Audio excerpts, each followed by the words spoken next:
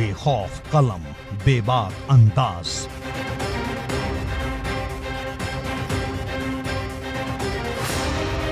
अब आपकी आवाज बेअसर न होगी।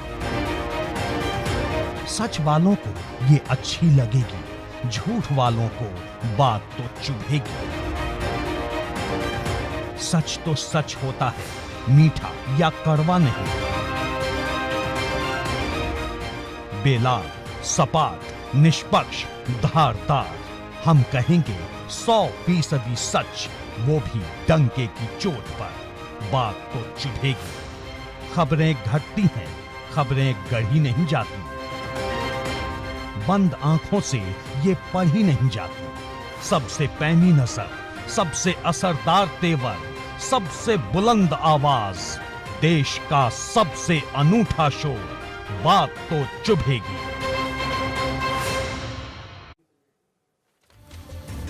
नमस्कार, एबीपी गंगा में आपका स्वागत है। मैं हूं रोहित सावल और आप देख रहे हैं देश और प्रदेश का सबसे दमदार शो बात तो चुभेगी। जी हां, कोरोना से हाहाकार के बीच पूरी दुनिया में वैक्सीन को बचाव की संजीवनी बूटी माना जा रहा है। हर देश खतरनाक वायरस की चेन तोड़ने के लिए किसी भी कीमत पर वैक्सीन हासिल करने में जुटा है। ये वैक्सीन जान बचाने का सबसे असरदार रास्ता है, लेकिन यूपी के गांव में कुछ लोग ऐसी अफवाहों और अंधविश्वास की गिरफ्त में हैं जो उनके मन में वैक्सीन को लेकर डर पैदा कर रही है। डर इस हद तक है कि ये ग्रामीण वैक्सीन लगाने से ही इनकार कर रहे हैं। यह हाल तब है जब कोविड की वजह से मौत का मंजर सबने देखा है, लेकिन टीके को लेकर उनके मन में बैठाया गया झूठ भी कम असरदार नहीं। एबीपी गंगा के पास श्रावस्ती जिले से एक गांव में एक चुभने वाली रिपोर्ट आई है। इसमें एएनएम के साथ ही स्वास्थ्य विभाग के कर्मचारी कुछ महिलाओं को वैक्सीन लगाने के लिए मना रहे हैं, लेकिन वो मानने को तैयार नहीं। एक बुजुर्ग महिला तो स्वास्थ्य कर्मचारियों को देखकर ही भागने लगी। चुभने वाला सवाल यह है कि इनके मन में डर का ऐसा बवंडर किसने खड़ा किया? क्या यह साधारण अंधविश्वास का मामला है या फिर ऐसा खौफ पैदा करने की बाकायदा साजिश रची गई? आज इस मुद्दे पर बात तो चुभेगी में करूंगा, डंके की चोट पर बात। बने रहिए हमारे साथ।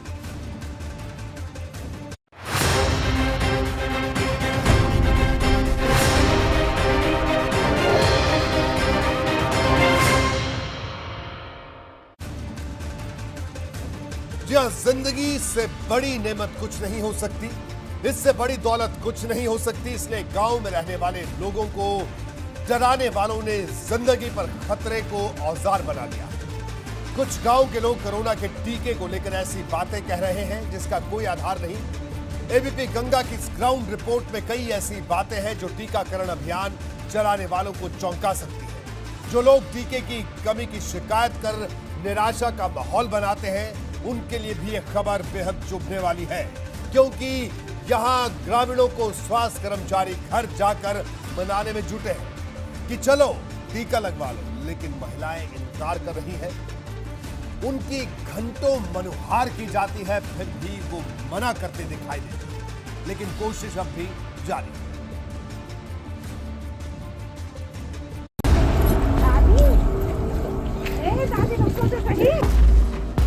क्या दिक्कत है? दिक्कत तो बताओ। कोरोना का टीका है, इससे बहुत बचाव हो रहा है। देखो हम सब लोग लगवाए हुए खड़े हैं। टीकाकरण पर भारी डर वाली पर्देदारी। गांव से आई हैरान करने वाली तस्वीर।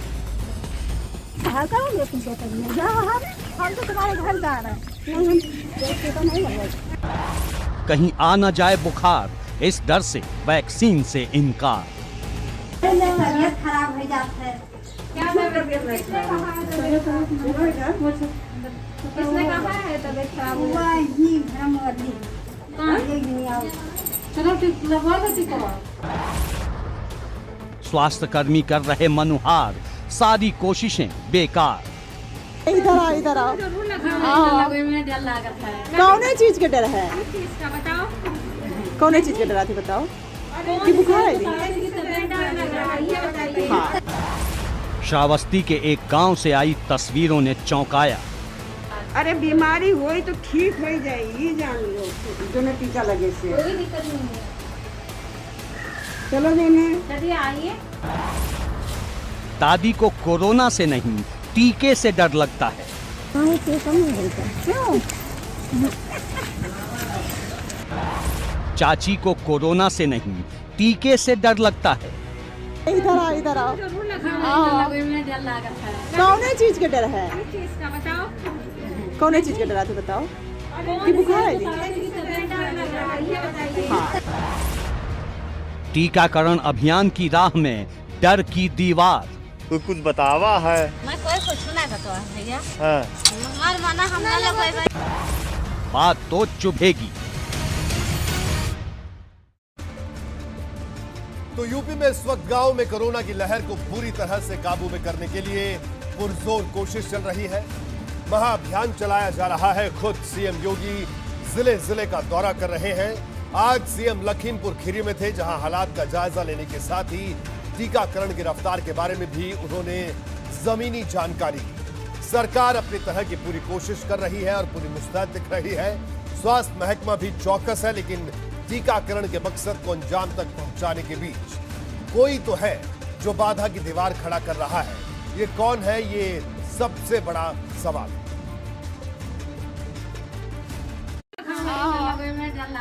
कौन चीज का डर है? किस चीज का बताओ?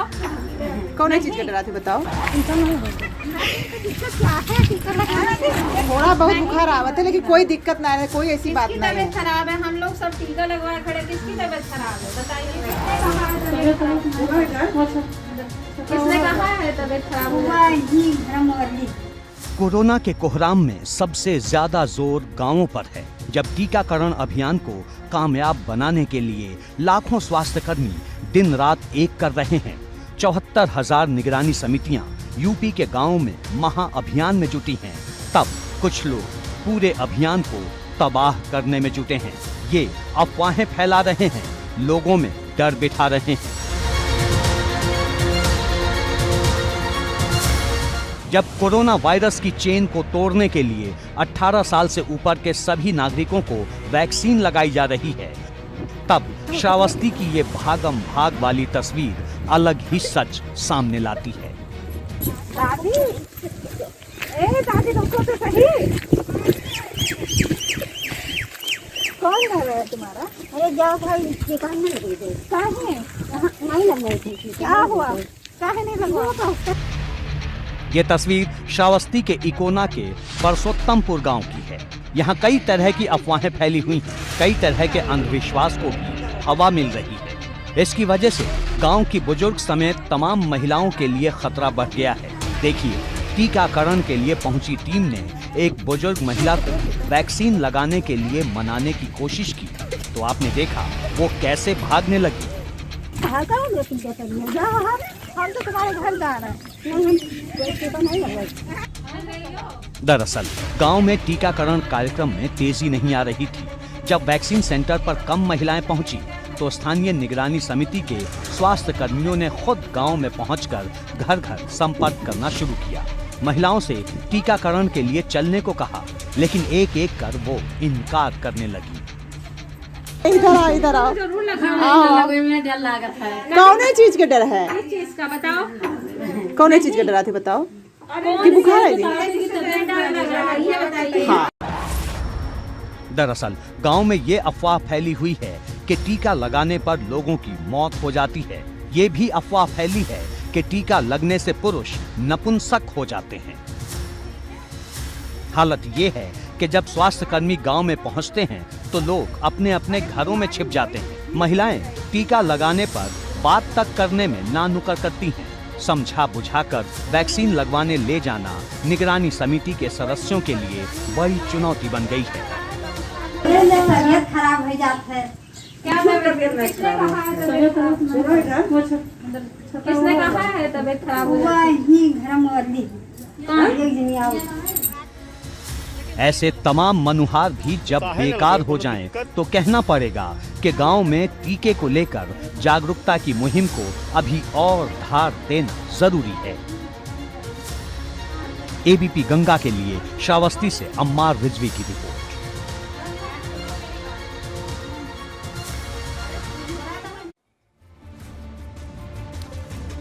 तो बिल्कुल, तो उत्तर प्रदेश के गांव की स्थिति है जो हमने आपको दिखाई कि वैक्सीन को लेकर कई तरह का भ्रम, कुछ लोगों में अज्ञानता है और कुछ लोगों को डराया गया है। कुछ खास मेहमान हमारे साथ आज की चर्चा में मौजूद रहेंगे। हमारे साथ प्रयागराज के सांसद डॉक्टर रीता बहुगुणा जोशी भी हमारे साथ मौजूद रहेंगी। जी रीता जी, आपका स्वागत है एबीपी गंगा में। इसके अलावा डॉक्टर स्वाति माहेश्वरी हमारे साथ मौजूद है और साथ ही साथ डॉक्टर राहुल मृगपुरी भी हमारे साथ जुड़े हैं। आप सब लोगों के पास आएंगे, लेकिन उससे पहले कुछ आंकड़ों पर एक नजर डाल लेते हैं। तो आइए जल्दी से कुछ आंकड़ों पर नजर डालते हैं कि वैक्सीन से क्यों डर लगता है, और यही आज हमारी कोशिश है कि वैक्सीन से डरने की जरूरत नहीं है। क्यों लोग वैक्सीन से डर रहे हैं, आइए आपको ग्राफिक के जरिए समझाते हैं। देखिए, सबसे पहली बात, अफवाह। एक अफवाह भी फैलाई गई है उत्तर प्रदेश के गांव-गांव में, और अफवाह ये कि कोरोना की वैक्सीन लगाने से कोई कहते हैं कि पुरुषों को कई बीमारियां हो जाएंगी, कई और स्थिति हो जाएगी, बांझपन की स्थिति पैदा हो जाएगी। ऐसा अंधविश्वास फैलाया गया है। ये सबसे बड़ा डर है। इसके अलावा दूसरी बड़ी बात निरक्षरता, यानी एजुकेशन की कमी है। लोगों में जागरूकता नहीं है। जागरूकता की कमी अपने आप में एक बड़ा सवाल है और साजिश का शक भी है। उत्तर प्रदेश के गांव में, ग्रामीण अंचलों में कुछ लोग साजिश भी कर रहे हैं, जो देश के साथ धोखा है, जो लोगों की जिंदगी के साथ खिलवाड़ है। साजिश ये कि अनपढ़ लोगों को, निरक्षर लोगों को ये बताना, उन्हें डराना कि वैक्सीन लगाने से कुछ खराब हो जाएगा। टीकाकरण ही कोरोना के खिलाफ जंग में सबसे बड़ी रक्षा दीवार है। ये टूटी तो फिर मुश्किल हो सकती है। इसलिए टीके का इतना जोर है। देश भर में अब तक 19,18,79,503 लोगों को टीके की डोज लगाई जा चुकी है। टीकाकरण के हिसाब किताब पर अगर एक नजर डालें तो उत्तर प्रदेश टीकाकरण में देश भर में यूपी दूसरे नंबर पर है। यानी जिस तादाद में यहां पर टीकाकरण हो रहा है, अच्छी खासी तादाद में टीकाकरण हो रहा है। महाराष्ट्र के बाद उत्तर प्रदेश पूरे देश में दूसरे नंबर है, जबकि उत्तर प्रदेश की आबादी 22 करोड़ से ज्यादा लोग उत्तर प्रदेश में रहते हैं। यूपी में टीकाकरण का आंकड़ा आप देख सकते हैं 1,58,13,654 के पार है। जिस तेजी से उत्तर प्रदेश में टीकाकरण हो रहा है, ये जाहिर सी बात एक अच्छी खबर है। महाराष्ट्र में अब तक 2,04,65,193 लोगों को टीका लग चुका है, लेकिन उत्तर प्रदेश में भी ये अच्छी खासी तादाद है। एक अच्छा आंकड़ा है जो दिन ब दिन बढ़ रहा है। जागरूकता बढ़े तो देश में नंबर 1 पर यूपी आ सकता है, क्योंकि देश की सबसे ज्यादा आबादी वाला राज्य है। यूपी में अब तक पहली डोज 1,24,99,628 लोग ले चुके हैं। तो ये पूरा हिसाब किताब हम आपको बता रहे हैं। यूपी में अब तक दूसरी डोज की अगर बात करें तो 33,14,026 लोग दूसरी डोज उत्तर प्रदेश में ले चुके हैं। ये वैक्सीन का हिसाब किताब है, लेकिन अभी भी उत्तर प्रदेश की बड़ी आबादी, शहरी और ग्रामीण बड़ी आबादी, अभी टीकाकरण जिनको नहीं हुआ है, और बड़ी चुनौती ग्रामीण आबादी की है, क्योंकि गांव में टीका लगना जरूरी है। और गांव में जिस तरह की तस्वीर हमने श्रावस्ती की रिपोर्ट दिखाई, वो रिपोर्ट कई सवाल खड़े करती है। रीता बहुगुणा जोशी जी हमारे साथ मौजूद है, भारतीय जनता पार्टी की नेता हैं, सांसद हैं। रीता जी, क्या कहना है? आज श्रावस्ती की एक रिपोर्ट हमने दिखाई कि गांव में खास तौर पर महिलाएं ना नुकर कर रही है वैक्सीन को लगाकर, और यह भी कहा जा रहा है कि एक साजिश की बू भी आ रही है उसमें, लोगों को भड़काया जा रहा है वैक्सीन के खिलाफ। क्या कहना रीता जी आपका, क्योंकि आपको उत्तर प्रदेश की महिलाएं अपना रोल मॉडल मानती है। मैं चाहूंगा आपकी अपील जोरदार होगी। देखिए, सबसे पहली बात है कि जब से वैक्सीनेशन ड्राइव शुरू हुई, तब से इस बारे में भ्रम फैलाया गया कि ये नुकसान हो जाएगा, अभी इसका टेस्ट नहीं हुआ है, गड़बड़ हो जाएगा और तबीयत खराब हो जाएगी। लेकिन उत्तर प्रदेश में जिस तरह से उन्होंने प्रचार किया और जिस तरह से हमारे मुख्यमंत्री ने लगभग 50 दिनों का दौरा करके वैक्सीनेशन केंद्रों पर वो गए, लोगों को प्रोत्साहित किया, जिस तरह से हम सांसदगढ़ रोज किसी न किसी वैक्सीनेशन सेंटर पे जा रहे हैं, इससे लोगों का कॉन्फिडेंस बढ़ रहा है। देखिए नगरों में तो दिक्कत नहीं हो रही है, शहरों में तो लोगों को समझ में आ गया है और लड़कियां बहुत बड़ी संख्या में।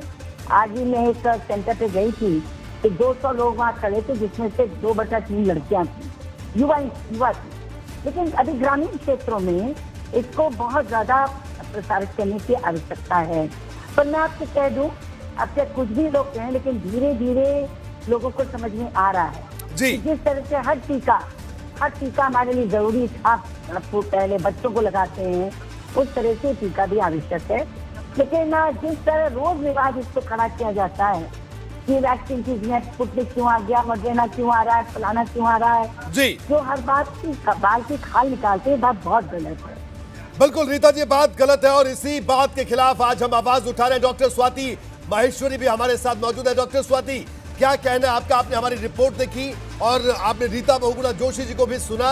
एक ग्रामीण क्षेत्रों में बड़ी दिक्कत आ रही है उत्तर प्रदेश में वैक्सीनेशन में।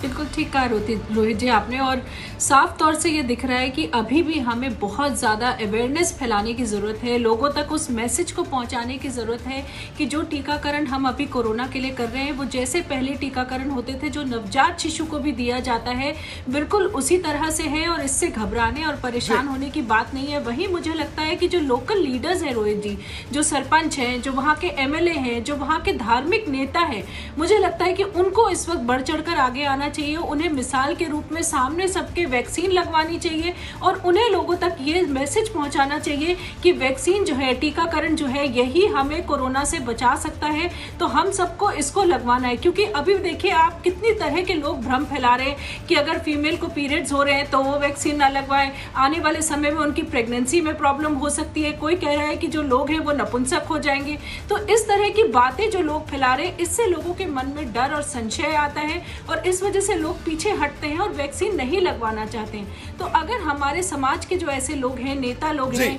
जो धार्मिक नेता हैं, जिनकी लोग सुनते हैं, जिनको लोग फॉलो करते हैं, जिनकी बातें ब्रह्म वाक्य की तरह से होती हैं, वो लोग अगर आज आगे आए और वो लोग आकर के अगर अपने अपने गांव में मिसाल साबित करें तो मुझे लगता है ये बहुत अच्छा कदम हो सकता है। और साथ में आप डॉक्टर्स को ले सकते हैं जो कि आप जानते हैं कि इसके मेडिकल पहलू जो है उनको उजागर कर सकते हैं, उनको समझा सकते हैं। बिल्कुल डॉक्टर स्वाति, तो एक बड़ा पहलू है और बिल्कुल जो आपने भी बताया, बिल्कुल। और डॉक्टर स्वाति, हमारे साथ डॉक्टर राहुल मृगपुरी भी मौजूद हैं जो पिछले 1.5 महीने से कोविड हॉस्पिटल में है, वहां पर मरीजों के साथ है, इस वक्त ऑफ ड्यूटी और हमारी रिक्वेस्ट पर हमारे साथ जुड़े हैं। मैं पूरे प्रदेश को कहना चाहूंगा कि ऐसे कोरोना योद्धाओं को हमें सलाम करना चाहिए जो अपनी जान की फिक्र किए बगैर आपकी सेहत के लिए अपनी जिंदगी को जोखिम में डालकर आपके लिए इलाज कर रहे हैं। तो डॉक्टर राहुल, मैं चाहूंगा आप बताएं दर्शकों को कि वैक्सीन कितनी जरूरी है। अगर वैक्सीन लग जाए और उसके बाद भी अगर किसी को ये वायरस हो जाता है तो शायद उसके लिए स्थितियां बेहतर होती हैं। डॉक्टर राहुल जी, अगर कोई वैक्सीनेटेड है तो उसके बाद अगर किसी को संक्रमण अगर होता है तो उससे गंभीरता जो बीमारी की है वो काफी कम देखी गई है। ये मेडिकली प्रूवन है और वैक्सीन से नुकसान नहीं फायदा हो रहा है। इसका सबसे बड़ा एग्जाम्पल हम खुद हैं। हम हेल्थ केयर वर्कर सबसे पहले वैक्सीनेशन हिंदुस्तान में हुए और यही सुरक्षा दीवार है जिसके सहारे हम इतने लोगों का इलाज आज कर रहे हैं। हम लगातार कोरोना वार्ड में जाते हैं, ऐसे मरीजों का इलाज करते हैं। वो सिर्फ इस सुरक्षा दीवार के जरिए ही हम उन तक पहुंच रहे हैं, क्योंकि हम जानते हैं कि वैक्सीन से हमें फायदा मिला है और सबको फायदा मिलेगा। इन भ्रमों के पीछे नहीं जाना चाहिए कि इसकी वजह से कोई नुकसान हो रहा है। जिस तरह बच्चों का टीकाकरण किया जाता है, बच्चों को भी हल्का फुल्का बुखार हो सकता है, कोई छोटी मोटी दिक्कत आ सकती है। हमें वही चीज अपने में भी ये सोचना चाहिए कि वैक्सीनेशन अगर होगी तो ऐसी कुछ परिस्थितियां उत्पन्न हो सकती हैं जिसमें हल्का फुल्का बुखार, शरीर में दर्द इत्यादि हो सकती है, लेकिन वैक्सीनेशन हमें जरूर कराना चाहिए। बिल्कुल डॉक्टर राहुल, हालांकि आपकी आवाज हम बहुत साफ थोड़ी नहीं सुन पा रहे हैं, हम समझ रहे हैं क्योंकि आप अस्पताल के बाहर से इस वक्त हमारे लिए, हमारे दर्शकों के लिए आए हैं। लेकिन एक बात और कि जो आपने जो खुद महसूस किया, जिन लोगों को वैक्सीन लग गई है तो उन लोगों के लिए खतरा तो सबके लिए, मास्क तो सबके लिए जरूरी है, लेकिन थोड़ी राहत जरूर उनके लिए है, क्या ये माना जाए? इसलिए वैक्सीन जरूरी है। आपका अपना व्यक्तिगत अनुभव क्या है? जी, हमारा व्यक्तिगत अनुभव यही है कि जो लोग वैक्सीनेटेड हैं उनमें जो बीमारी है उसकी सिवियरिटी बहुत कम है और उन्हें माइल्ड डिजीज हो रहा है। लेकिन जो लोग जिनमें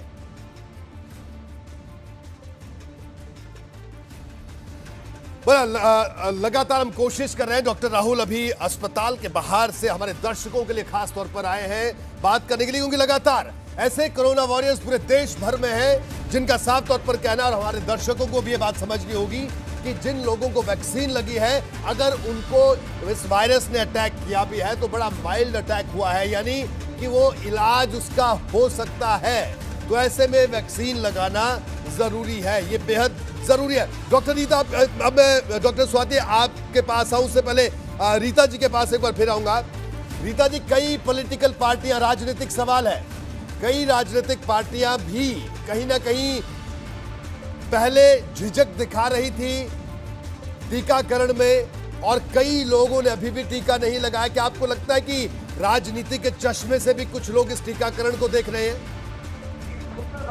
देखिए, शुरू में क्या है, लेकिन अब आप खुद देखते बड़े बड़े नेता जा के खुद लगवा रहे हैं। इन लोगों ने भ्रम फैलाया, इन्होंने माहौल बिगाड़ा। लेकिन मैं आपसे कह दूं, अगले 1 महीने आप देखिएगा महिलाएं बड़ी संख्या में निकलेंगी। वो इसलिए निकलेंगी देखिए जो हमारी आशा वर्कर्स हैं वो दरवाजे जा रही हैं। इधर 19 और 20 तारीख को हर गाँव में जो निगरानी समिति होती है उसकी बैठकों को बुलाकर और टीकाकरण की चर्चा को तीव्र गति से करके उसको आगे बढ़ाने का काम भी शुरू हो गया है। साथ ही जो युवा या जो पुरुष टीका लगा के वापस गाँव में जा रहे हैं और ये किसी प्रकार के दुर्भाव से प्रभावित नहीं हो रहे हैं, उनका भी असर पड़ेगा और हम लोगों का जो प्रचार है उसका भी पड़ेगा। और जैसा हमारे एक पैनलिस्ट ने कहा कि अब नए प्रधान आ गए हैं, उनको मोटिवेट किया जाएगा, तो आप 1 महीने बाद मुझे नहीं लगता कि कोई लिंग भेद रह जाएगा। ये जिससे भ्रम है कि प्रेगनेंट वुमेन नहीं लगा सकती, लैक्टेटिंग वुमेन नहीं लगा सकती, जो बच्चे को दूध पिला रही है नहीं लगा सकती। बड़े से बड़े डॉक्टर कह रहे हैं कि अगर पेट में बच्चा है तो भी वैक्सीन लगेगी। आखिर जब पेट में बच्चा तो टिटनेस का इंजेक्शन लगता है कि नहीं लगता है, और भी इंजेक्शन लगते हैं, ताकत के इंजेक्शन लगते हैं। तो पूरी दुनिया के डॉक्टरों ने कह दिया है पेट का बच्चा है तो, दूसरी का बच्चा है तो, हर हाल में इसको लगाया जा सकता है। जब कैंसर के मरीजों को लगाया जा सकता है जी, जब हमारे जैसे दमे के मरीजों को लग सकता है, तो ये लगाने में कोई दिक्कत नहीं, इससे कोई नुकसान नहीं होता है। और ये बात धीरे धीरे लोगों को समझ में आ रही है। और आप देखिएगा जैसे जैसे टीकाकरण बढ़ेगा इसका it will circulate to the village, जाएगा गाँव तक और महिलाएं निकलेंगी, बेटियां निकलेंगी और हम लोग रोज घूमते हैं। हम लोग लगवा चुके हैं 2-2 टीके। तो बिल्कुल रीता जी ने भी टीका लगवा लिया है। आप देख सकते हैं, मैं तमाम उत्तर प्रदेश में जो महिलाएं देख रही हैं वो भी बता सके। डॉक्टर स्वाति, आपने भी टीका लगा लिया है क्या? आप भी बताएं दर्शकों को।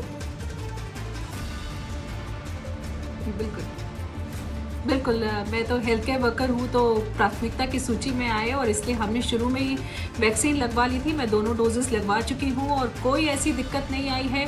और मेरे ज़्यादातर जो दोस्त हैं जो कि हेल्थ केयर वर्कर्स ही हैं, डॉक्टर्स ही हैं, सब ने ज़्यादातर वैक्सीन लगवाई है। और मैं सबके अनुभव से ये बता सकती हूँ रोहित जी आज कि किसी को कोई खास परेशानी नहीं आई है। और अब सेकेंड वेव में जिन जिन को भी कोरोना हुआ है उन सबको माइल्ड इन्फेक्शन हुआ है, किसी को भी सिवियर इन्फेक्शन नहीं हुआ। और ये जो देन है ये वैक्सीन की देन है कि हमें सिवियर इन्फेक्शन नहीं हो रहा।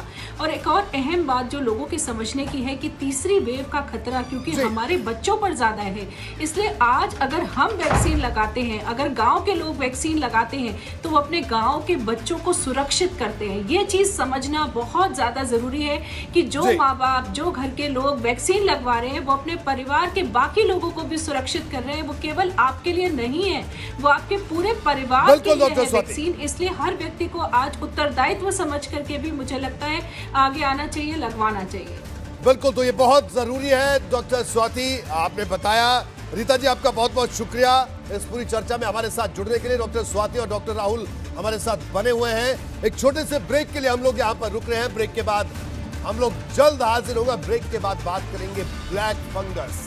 ब्लैक फंगस कितनी बड़ी चुनौती, कितना बड़ा खतरा इंसानियत के लिए है, हमारे और आपके लिए। इस ब्रेक के बाद आपका स्वागत है। आप देख रहे हैं बात तो चुभेगी।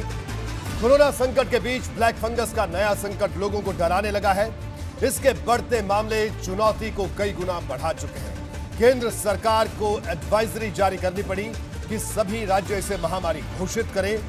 इससे समझा जा सकता है कि ब्लैक फंगस का खतरा कितना बड़ा हो चुका है। यूपी में ब्लैक फंगस के केस 310 को पार कर चुके हैं। इसके साथ ही राज्य में से आधिकारिक तौर पर महामारी घोषित कर दिया गया है। खुद पीएम मोदी और केंद्रीय स्वास्थ्य मंत्री हर्षवर्धन ने इसे नई चुनौती बताया है। वहीं राज्य की योगी सरकार ने इस खतरनाक बीमारी के इलाज की दवाओं और इंजेक्शन के इंतजाम में युद्ध स्तर पर बड़े कदम उठाए हैं।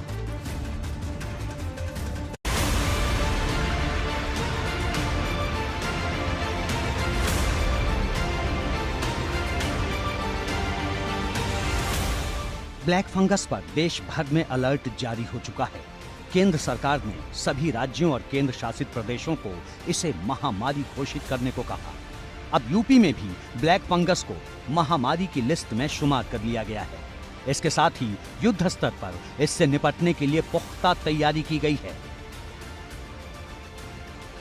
आपको इसकी एक एक बात बताएंगे, उससे पहले राज्य में इस काले खतरे की मौजूदा स्थिति जान लें। पूरे यूपी में अब तक ब्लैक फंगस के 310 मामले सामने आए हैं, जिनमें 19 लोगों की मौत हो चुकी है। जिस तेजी से ये बीमारी लोगों को अपना शिकार बना रही है, इससे डरावनी चुनौती सामने खड़ी हो गई है। एक रिपोर्ट के मुताबिक इस वक्त कोविड से ठीक होकर म्यूकोरमाइकोसिस या ब्लैक फंगस के शिकार होने वाले दुनिया के कुल मरीजों में 70% केस भारत से आए हैं। भारत इसे देश भर में महामारी घोषित करने वाला पहला देश है। स्वास्थ्य मंत्रालय ने सभी राज्यों और केंद्र शासित प्रदेशों को ऐसा करने के लिए एडवाइजरी जारी की। खुद पीएम मोदी और स्वास्थ्य मंत्री डॉक्टर हर्षवर्धन ने इसे बड़ी चुनौती करार दिया। इसके बाद यूपी सरकार ने इससे निपटने में और जोर लगा दिया है। स्वास्थ्य मंत्री जय प्रताप सिंह के मुताबिक राज्यों को उनके यहां आए केस के हिसाब से इसके इलाज के इलेक्शन के वॉयल आवंटित किए जा रहे हैं। अब तक यूपी को करीब 360 इंजेक्शन ही मिले हैं। ये केंद्र सरकार के गाइडलाइन सभी राज्यों को मिल चुका है। उसी तरह महामारी एक्ट के अंतर्गत इसको एक अधिसूचित बीमारी, क्योंकि ये कोविड-19 से जुड़ा हुआ बीमारी है, इसको एक अधिसूचित बीमारी और इससे संबंधित जितने भी इसकी लाइन ऑफ ट्रीटमेंट दवाइयाँ जो कहीं भी अगर उपलब्ध है तो उसको केंद्र सरकार अपने कंट्रोल में करके उसका आवंटन सभी राज्यों को देती है। इसी तरह उत्तर प्रदेश में घोषित होने के बाद अब इसका जो मुख्य दवाई है, जिसकी थोड़ी शॉर्टेज भी है, उन कंपनियों का पूरा उत्पादन केंद्र सरकार ने कंट्रोल कर लिया है। इस वक्त सबसे ज्यादा मांग ब्लैक फंगस के इलाज में काम आने वाले इंजेक्शन की ही है। एबीपी गंगा ने इसे लेकर लखनऊ की दवा दुकानों का जायजा लिया, लेकिन यहाँ से इंजेक्शंस गायब मिले। जो ब्लैक फंगस बीमारी में एक इंजेक्शन इस्तेमाल होता है, उसकी भी कमी देखने को मिल रही है। हम एक मेडिकल शॉप में मौजूद हैं और यहाँ जानेंगे कि क्या जो ब्लैक फंगस के लिए इस्तेमाल होता है इंजेक्शन, उसकी उपलब्धता है, क्योंकि सरकार ने इसको महामारी भी घोषित कर दिया है। हम जानने की कोशिश करेंगे। ब्लैक फंगस के मामले लगातार बढ़ रहे हैं, इसमें जो इंजेक्शन यूज़ होता है उसकी डिमांड आपका भी बढ़ी है? हाँ जी, पेशेंट तो आ रहे हैं, बट मार्केट में शॉर्टेज और अनुपलब्धता के कारण हम लोग उसे नहीं दे पा रहे हैं। एबीपी गंगा ने प्रदेश के अलग अलग जिलों में ब्लैक फंगस के इलाज में कारगर इंजेक्शन की मौजूदगी की तफ्तीश की। प्रयागराज में सबसे ज्यादा मरीजों का इलाज यहां के मोतीलाल नेहरू मेडिकल कॉलेज में हुआ है। यहां के प्रिंसिपल के मुताबिक ब्लैक फंगस के मरीजों को 10 से 12 दिनों तक रोजाना 6 से 7 इंजेक्शन दिए जाते हैं। हर मरीज का रोज का ब्यौरा पोर्टल पर अपडेट करना पड़ता है। इंजेक्शन के फिलहाल ओपन मार्केट में बेचे जाने पर रोक लगी हुई है। कोरोना की महामारी अब भले ही कंट्रोल में है, लेकिन ब्लैक फंगस के मामले लगातार बढ़ते जा रहे हैं। संगम नगरी प्रयागराज भी इससे अछूती नहीं है। प्रयागराज की बात करें तो इन दिनों यहाँ ब्लैक फंगस के 5 एक्टिव केसेस हैं और इन सभी को प्रयागराज के जो मोतीलाल नेहरू मेडिकल कॉलेज है उससे संबद्ध स्वरूप रानी नेहरू अस्पताल में इसी सुपर स्पेशलिटी ब्लॉक में भर्ती कराया गया है। सभी का इलाज यहीं पर चल रहा है। इस समय वर्तमान में हमारे पास 5 पेशेंट ये म्यूकोरमाइकोसिस के भर्ती हैं, जिसमें से 2 आज ही भर्ती हुए हैं और इससे पहले 3 मरीज थे, उसमें से एक का परसों ऑपरेशन किया गया है और बहुत अच्छा सक्सेसफुल ऑपरेशन रहा। नाक के पास ये मिडिल टर्मिनेट होता है, मिडिल टर्मिनेट के पास वो इन्फेक्शन ग्रो करता है। ब्लैक फंगस की चुनौती हर राज्य के लिए बड़ी होती जा रही है, इसलिए इससे निपटने की रणनीति लगातार मजबूत की जा रही है, जिससे इस महामारी की वजह से खौफनाक हालात न बने। एबीपी गंगा के लिए ब्यूरो रिपोर्ट।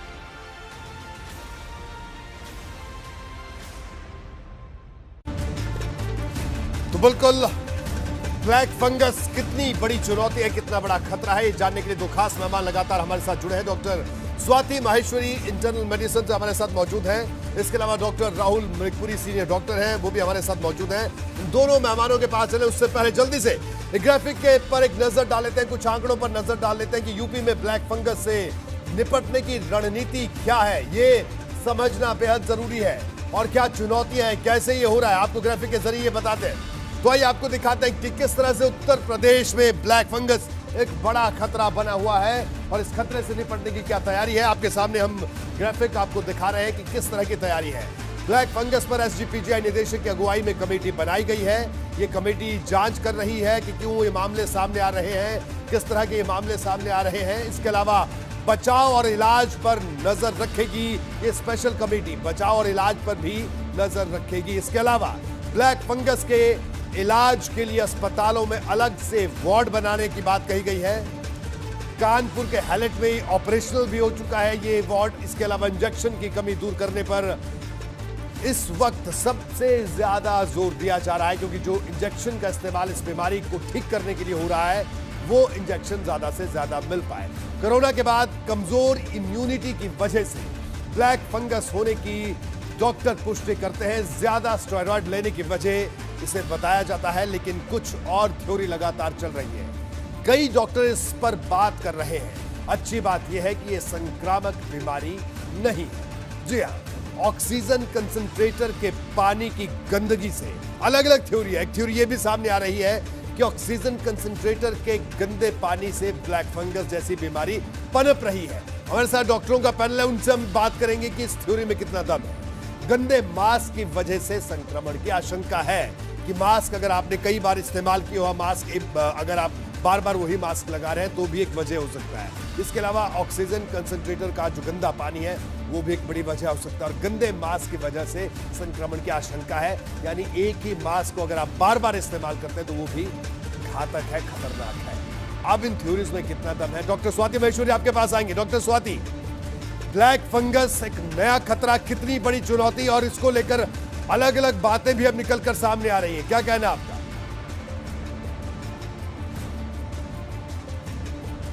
बिल्कुल ठीक कहा रोहित जी आपने। और जिस तरह से अभी हम देख भी रहे हैं कि महामारी का रूप ले लिया है भारत में, अब ब्लैक फंगस ने सभी राज्यों से महामारी के रूप में घोषित कर रहे हैं। अब ऐसे में समझना बहुत ज़रूरी है कि जिन लोगों का इम्यूनिटी लेवल बहुत ज़्यादा फॉल हो रहा है, जिनकी ब्लड शुगर लेवल्स अनकंट्रोल्ड हैं, बहुत ज़्यादा हैं, और जो स्टेरॉइड का सेवन कर रहे हैं, या ऐसे इम्यूनो कॉम्प्रोमाइज पेशेंट्स जिनका ट्रांसप्लांट हुआ है, जो कैंसर के मरीज़ हैं, जिनको बहुत लंबे समय से दवा चल रही थी, ये खास तौर से ऐसा वर्ग है जिसमें हम ब्लैक फंगस की दिक्कतें ज़्यादा देख रहे हैं। वहीं जैसे आपने अभी कहा कि जो लोग ऑक्सीजन थेरेपी पर हैं लंबे समय से, और वो जो पानी चेंज होना होता है, जो एक छोटी सी डिब्बी अटैच्ड होती है ऑक्सीजन सिलेंडर से जिसमें पानी होता है, वो अगर चेंज नहीं हो रहा है, या वो टैप वाटर है क्योंकि उसमें हमें डिस्टिल वाटर यूज़ करने की ज़रूरत होती है, उसे चेंज करने की ज़रूरत होती है, वो क्योंकि नहीं हो रहा, इसकी वजह से भी हम देख रहे हैं कि वहाँ से संक्रमण, क्योंकि फंगस वहाँ जो है पल रहा है और वहाँ से फिर लोगों के जो है रेस्पिरेटरी ट्रैक्ट में जा रहा है, तो ये भी हम देख रहे हैं। तीसरी बात, जो हम इंडस्ट्रियल ऑक्सीजन का इस्तेमाल कर रहे हैं वो भी उतनी ज़्यादा प्यूरिफाइड नहीं होती है जो कि मेडिकल ऑक्सीजन होती है। ये भी एक संभावना बन रही है जिसकी वजह से लोगों में ज़्यादा म्यूकोरमाइकोसिस देखी जा रही है। और वहीं अगर अब आप देखें तो बहुत सारे लोगों ने अपने आप स्टेरॉइड का सेवन किया। और अगर आप देखें तो भारत जो है विश्व में कैपिटल है डायबिटीज़ का, ऐसे में हमारे यहाँ डायबिटीज़ होने की संख्या जो है लोगों में वो कहीं ज़्यादा है, और लोगों को पता भी नहीं है कि उन्हें डायबिटीज़ है। तो ऐसी सूरत में हमारे लिए बहुत जरूरी है कि जिसको भी हम स्टेरॉइड दे रहे हैं, जो डॉक्टर्स भी जिनको स्टेरॉइड्स दे रहे हैं, बिल्कुल डॉक्टर ये देखना बहुत जरूरी है कि हमारे मरीज को कहीं डायबिटीज तो नहीं है, वो कंट्रोल है, यानी कहीं ना कहीं जिस मरीज को जिनको कोविड हुआ और डायबिटीज है उनके लिए और खतरनाक घातक ये है। ये डॉक्टर स्वाति आपका कहना है। डॉक्टर राहुल के पास चलेंगे। डॉक्टर राहुल, हम इस ब्लैक फंगस की बात कर रहे हैं और कई मामले सामने आ गए, और एक ताजा रिपोर्ट आई है। उस रिपोर्ट के मुताबिक ब्लैक फंगस के अगर पूरी दुनिया की बात करें तो 75% मामले सिर्फ 70% मामले सिर्फ हमारे देश हिंदुस्तान में हैं। तो कितना बड़ा खतरा डॉक्टर राहुल, और ये जो नई थ्योरीज आ रही है कि गंदा मास्क पहनने से या ऑक्सीजन कंसंट्रेटर की वजह, डॉक्टर स्वाति ने बताया कि इस थ्योरी में कुछ हद तक दम है। आपका क्या कहना है? जी रोहित जी, आप बिल्कुल सही कह रहे हैं कि म्यूकरमाइकोसिस या ब्लैक फंगस जो बीमारी है ये उन्हीं लोगों में देखने को मिल रही है जो कोविड से ग्रस्त थे और जिनको अनकंट्रोल्ड डायबिटीज है, जिनमें हम स्टेरॉइड का प्रयोग करना पड़ा या जिनमें इम्यूनिटी या हम जिसे कहते हैं कि बीमारी की प्रतिरोधक क्षमता कम है, तो उन्हीं लोगों में ये बीमारी देखने को मिल रही है। ये इसके कुछ सिम्टम्स जैसे कि को आइडेंटिफाई करना ज़्यादा ज़रूरी है ताकि समय रहते डॉक्टर की सलाह ले सकें। ब्लड शुगर को कंट्रोल करना। जी दोबारा आपसे संपर्क टूटा है, लेकिन आपका कहना है कि ब्लड शुगर पर दोबारा जी डॉक्टर राहुल बोलिए। किसी मरीज को नहीं करना चाहिए घर पे रह के। जी जहाँ तक ये बात है कि वेंटिलेटर्स के थ्रू या ऑक्सीजन कंसंट्रेटर्स के थ्रू ये बीमारी फैलने की संभावना है, तो ये बात बिल्कुल सही है कि ये संभावना ज़रूर है कि जो कंसंट्रेटर्स में पानी हम इस्तेमाल कर रहे हैं अगर वो समय से नहीं बदला जाए या जो मास्क है गंदे अगर वो हैं उन्हीं तो उनके द्वारा भी ये बीमारी का संक्रमण हो सकता है। हालांकि ये एक से दूसरे में इसका संक्रमण नहीं देखा जाता, मरीज से दूसरे में। डॉक्टर राहुल, कुछ लोग जो मास्क को दोबारा इस्तेमाल करते हैं, क्या गंदे मास्क से भी इस संक्रमण के फैलने की संभावना है, आशंका है? जी बिल्कुल, खासकर उन लोगों में जिनकी बीमारी की प्रतिरोधक क्षमता कम है उनमें इसकी संभावना बिल्कुल रहती है। तो बिल्कुल ये तमाम वजह है डॉक्टर स्वाति और डॉक्टर राहुल हमें लगातार बता रहे हैं, दोनों हमारे साथ बने हुए हैं। बहरहाल ब्लैक फंगस ने लोगों के मन में कई सवाल खड़े कर रखे हैं, कई सवाल हैं। सबसे बड़ा सवाल ये कि अगर इन्हें जरूरत पड़ी तो क्या इंजेक्शन मिल पाएगा, क्या इसके इलाज के लिए अलग अलग अस्पतालों में क्या इंतजाम है, ये समझने के लिए हमारे संवाददाताओं ने आपके लिए कई जानकारियां जुटाई हैं, पूरे राज्य का जायजा लिया है। जरा देखिए क्या तस्वीर निकलकर सामने आई। कोरोना की दूसरी लहर में ही ब्लैक फंगस एक बड़ी बीमारी के तौर पर सामने आया है। बनारस में भी इसके मरीज आए हैं और इसके साथ ही 2 मरीजों की मौत भी हुई है। लेकिन दवाओं की स्थिति क्या है, इंजेक्शन की स्थिति क्या है, हम मेडिकल शॉप पे पहुंचे हुए हैं और यहाँ पे जो दुकानदार हैं उनसे जानेंगे कि जो ब्लैक फंगस का इंजेक्शन है, ब्लैक फंगस से जुड़ी हुई दवाएं क्या इनके पास उपलब्ध हैं। सर नहीं भैया, कुछ और भी लोगों से जानते हैं कि ब्लैक फंगस के इंजेक्शन और दवाओं की क्या हालत है। ब्लैक फंगस से जुड़ी हुई कोई दवा या इंजेक्शन है? नहीं सर, कोई दवा नहीं। जो बनारस के मेडिकल के जो शॉप के बैठने वाले लोग हैं, इनका साफ तौर पर यह कहना है कि ब्लैक फंगस से जुड़ी हुई किसी भी दवा की न तो जानकारी है और न ही इनके पास इंजेक्शन उपलब्ध है। अभी हमारे पास आज की डेट में हमारे पास 7 केस है और आज हमारे पास जो पहले से केस लगे थे हर्ष गौतम और उर्मिला, आज दोनों का ऑपरेशन लगा हुआ, दोनों का ऑपरेशन चल रहा है सेकेंड राउंड। तो अभी हम लोग चाह रहे हैं कि हम स्टेप बाय स्टेप करके हमारी टीम पूरी लगी है और जो हमें गवर्नमेंट के द्वारा इंजेक्शन दिए गए थे वो इंजेक्शन हम मरीजों पे यूज कर रहे हैं। ये जो डायबिटिक हैं उनको अगर मॉडरेट टू सीवियर डिग्री का अगर कोविड हो गया है तो क्योंकि उनमें अच्छी खासी मात्रा में स्टेरॉइड चलता है, डायबिटीज़ उनकी अनकंट्रोल्ड हो जाती है, उन्हीं में ही मैक्सिमम देखा गया है ब्लैक फंगस। तो इसके लिए एहतियात बरतने के लिए भी कहा गया है कि अगर जैसे कि केजी मेडिकल कॉलेज SGPGI के डायरेक्टर साहब ने ये बताया कि उन्होंने वहाँ पे एक डायबिटोलॉजिस्ट भी प्लेस कर दिया है कोविड वार्ड में, जो कि जो है डायबिटिक के पेशेंट्स आते हैं, अगर आते हैं तो उनको डायबिटीज़ कंट्रोल करने की आवश्यकता रहती है, जिससे ब्लैक फंगस पे रोक लगाया जा सके। ब्लैक फंगस जो है शुरू से ही है, हमेशा से, ये कोई नई चीज़ नहीं है। और ब्लैक फंगस इसका नाम भी मिसनोमर है, ब्लैक इसका नाम नहीं है। ब्लैक ये एक्चुअली वेसल्स को इन्वेट कर लेता है, नेज़ल पैसेज के थ्रू इसकी एंट्री होती है, उसके बाद वेसल्स को जैसे टिश्यू की नेक्रोसिस कर देता है, टिश्यू ब्लैक हो जाता है, इसलिए जो है इसका नाम ब्लैक फंगस दे दिया गया है। और ये उन पेशेंट को हो रही है जो घर पे भी हो रही है, जो मरीज हॉस्पिटल में एडमिट है, दोनों को हो रही है। इसने एक तो ब्लैक फंगस होना, इसके लिए जो आवश्यक प्रिवेंटिव कदम उठानी है उस पर भी विचार करते हुए निर्देश जारी किया गया है और यदि अगर होता है तो कैसे उसको ट्रीट करना है उस पर भी। जो प्रिवेंशन में ये देखने को मिला है कि कि ब्लैक फंगस अधिकांश मामलों में वहाँ होता है जहाँ स्टेरॉइड्स का उपयोग ठीक से नहीं किया जाता है, अथवा जो ऑक्सीजन जब देते हैं उसमें ह्यूमिडिफायर में अच्छे से पानी जो डिस्टिल्ड वाटर है उसका उपयोग न करने की वजह से, ये 2 मुख्य कारण विशेषज्ञों ने बताया है। अतः हॉस्पिटल्स के साथ ब्रेनस्टॉर्मिंग करते हुए इन दोनों बिंदुओं पर काफ़ी हॉस्पिटल्स को डायरेक्शंस भी दिया गया है। कोरोना के बाद अब आगरा में ब्लैक फंगस यानी म्यूकोरमाइकोसिस लगातार पैर पसार रहा है। हालांकि लगातार केसेस तो बढ़ रहे हैं, लेकिन इसके लिए आगरा के सरोजिनी नायडू मेडिकल कॉलेज में 44 बेड आरक्षित कर दिए गए हैं। 3 कैटेगरी में 20-20 और 4 बेड आरक्षित कर दिए गए हैं। तो बिल्कुल ब्लैक फंगस कितनी बड़ी चुनौती पूरे प्रदेश का हाल हमने आपको दिखाया। डॉक्टर स्वाति महेश्वरी हमारे साथ लगातार जुड़ी हुई है, साथ ही साथ डॉक्टर राहुल मृगपुरी भी हमारे साथ जुड़े हुए हैं। डॉक्टर राहुल, आपसे सवाल है, आखिरी सवाल, क्योंकि जो ब्लैक फंगस है इसके जो मरीज हैं, जिस तरह से हम देख रहे हैं कई मरीज सामने आ चुके हैं। सिर्फ अगर लखनऊ की बात करें तो लगभग 150 मरीज लखनऊ में है। तो जब किसी भी शख्स को यह बीमारी होती है और उसके बाद जो ऑपरेट होता है, ये कहा जाता है कि किसी पर अगर कोई आंख में होता तो शायद आंख का ऑपरेशन करके पूरा रिमूव करना पड़ता है वो अंग। क्या इतनी खतरनाक ये बीमारी है? देखिए, जो हमारा ये ब्लैक फंगस या म्यूकोरमाइकोसिस है, इसके कुछ लक्षण हैं, जैसे कि नाक से कोई ब्लैक क्रस्ट निकलना, कोई ब्लीडिंग होना, आंखों के सामने कोई दर्द होना, हेडेक, डबल विजन, ये सब इसके सिम्टम्स हैं। और इसके ट्रीटमेंट में हम एम्फोटेरिसिन बी नाम का एक इंजेक्शन यूज करते हैं। कुछ कंडीशंस में ऑपरेशन भी करना पड़ता है, लेकिन जिस तरह से आप बता रहे हैं कि कई बार आंख का भी ऑपरेशन करके उसे निकालना पड़ता है, एक्सट्रीम कंडीशंस में ये कंडीशन भी आ सकती है। लेकिन ये साइनसिस का इन्फेक्शन है, उनका ऑपरेशन करके, उनकी सफाई करके भी इसका इलाज किया जाता है। ठीक है डॉक्टर राहुल, यानी आपका कहना है कि ऐसा नहीं है कि लाइलाज बीमारी है, बीमारी इसका इलाज है।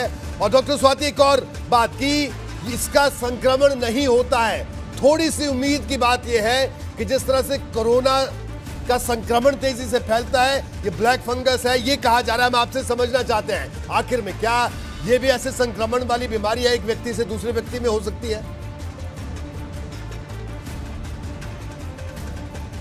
नहीं, बिल्कुल ठीक कहा रोहित जी आपने कि ये ऐसी बीमारी नहीं है कि एक व्यक्ति से दूसरे व्यक्ति को हो जाए, ये ऐसी कोई संभावना नहीं है। इसलिए हमें कोई छुआछूत करने की ज़रूरत नहीं है, हमें कोई डरने की ज़रूरत नहीं है जिस व्यक्ति को ब्लैक फंगस हो गया है उससे, बल्कि उस वक्त उन्हें सहानुभूति की ज़रूरत है, उन्हें आपके साथ की ज़रूरत है। तो ऐसा बिल्कुल नहीं सोचें। और दूसरा जो हम देखते हैं कि इस फंगस के साथ ये देखा जाता है कि जैसे जैसे ये नाक के रास्ते से आँख और फिर मस्तिष्क की तरफ जाता है, ये जहाँ जहाँ जाता है वहाँ के टिश्यू को डेड कर देता है, वो काला हो जाता है। इसी वजह से इसे ब्लैक फंगस बोला जाता है और इसीलिए हमें जो डेड एरिया है उसको निकालने की ज़रूरत पड़ जाती है।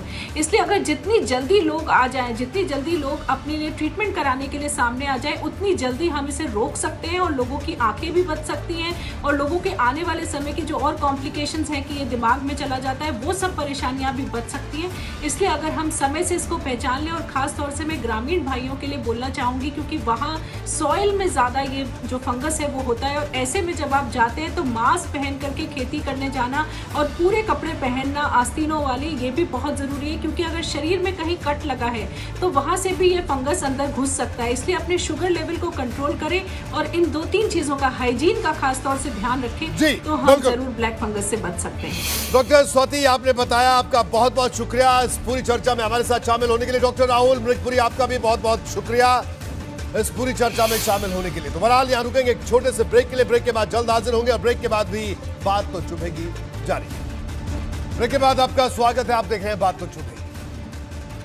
सुंदर नाम लाल उत्तराखंड के और बहुगुणों वाले गांधीवादी नहीं रहे। यूं तो कोरोना वायरस उनके निधन की वजह बना, लेकिन 95 साल की उम्र ये बताती है कि वो प्रकृति के कितने गहरे जुड़े थे। अगर पेड़ पौधे रो सकते तो जरूर आंसू बहाते, अगर जंगल दुखी हो सकता तो जरूर शोक मनाता कि उनका रखवाला कहां चला गया। हिमालय को बचाने की लड़ाई कोई आसान लड़ाई नहीं थी। पेड़ काटने वाले ठेकेदारों से जंग भी सरल नहीं थी। सरकार बहादुर भी कहां सुनती थी। टिहरी बांध बनकर उसने ये भी जता दिया पर ये बुजुर्ग योद्धा तमाम विपरीत हालात में भी लगातार लड़ता रहा। उन्होंने चेतावनी दी थी कि अगर समय रहते नहीं संभले तो कुदरत का कहर झेलना होगा। इस चेतावनी को नहीं समझने के बेहद खतरनाक नतीजे सामने आ चुके हैं और लगातार आ रहे हैं। उत्तराखंड को कुदरत के कोप की बड़ी त्रासदी झेलनी पड़ी है।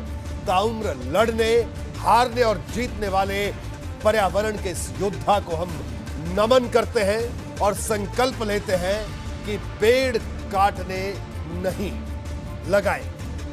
जंगल मिटाने नहीं, बचाने हैं। एबीपी गंगा परिवार की ओर से सुंदर लाल बहुगुणा को करबद्ध श्रद्धांजलि।